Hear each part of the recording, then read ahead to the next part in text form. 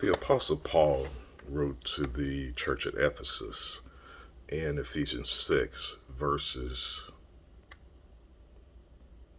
10 through 12.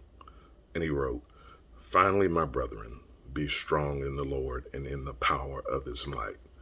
Paul then writes, "Put on the whole armor of God, that ye may be able to stand against the wiles of the devil. For we wrestle not against flesh and blood, but against principalities, against powers, against the rulers of darkness of this world, against spiritual wickedness in high places." Here you are thinking that your battles with Bo, Joe, or even Flo, and your battles with none of them. It's not, your battle isn't with flesh and blood. It's the spirit behind Bo, Joe, and Flo. You can't kill murder with a gun. You can't kill racism with a gun. You can't kill hatred with a knife. You're fighting against a larger spirit. You're fighting against the enemy's greatest ranks.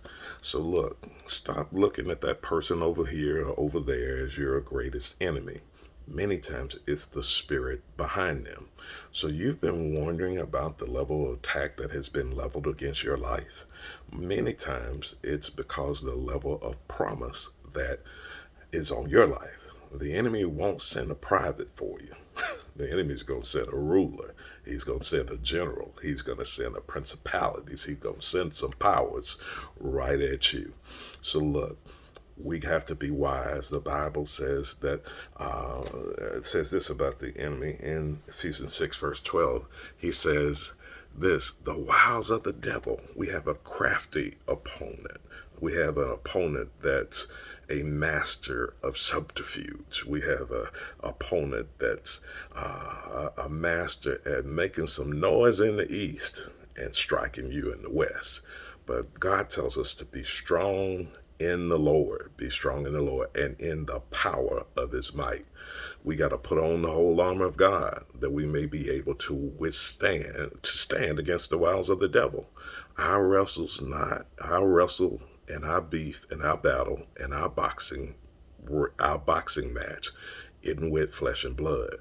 But we're in a battle against principalities, against powers, against the rulers of darkness of this world, and spiritual wickedness in high places. Then Paul says this in verse 13, Ephesians 6, verse 13. "Wherefore take unto you the whole armor of God, that ye may be able to withstand in the evil day, and having done all to stand therefore." Look, folks, your battle isn't with your brother or sister. Your battle ain't with your haters. Your battle is with the spirit behind your haters. The enemy's ranks are always coming for you. You buying a new gun won't end hatred. Your purchase of a chopper won't end classism. An eye for an eye leaves everyone blind and still leaves the enemy smiling behind the scenes because of his crafty wiles. You're pointing fingers at them, they're pointing fingers at you. All the while, our major problem is the enemy and his crafty ranks. So look, put on the whole armor of God. Every day go out dressed to fight. No one ever needs to be in a battle unless they know their enemy. And many times the devil will be so quiet to get away and have you blaming others for that which he has been doing. So look, know your enemy. Be dressed to fight on a daily basis. And your battle's not with flesh and blood, but it's a much larger fight. So that's why the level of attack that you have on your life speaks to so much that goes on in your life.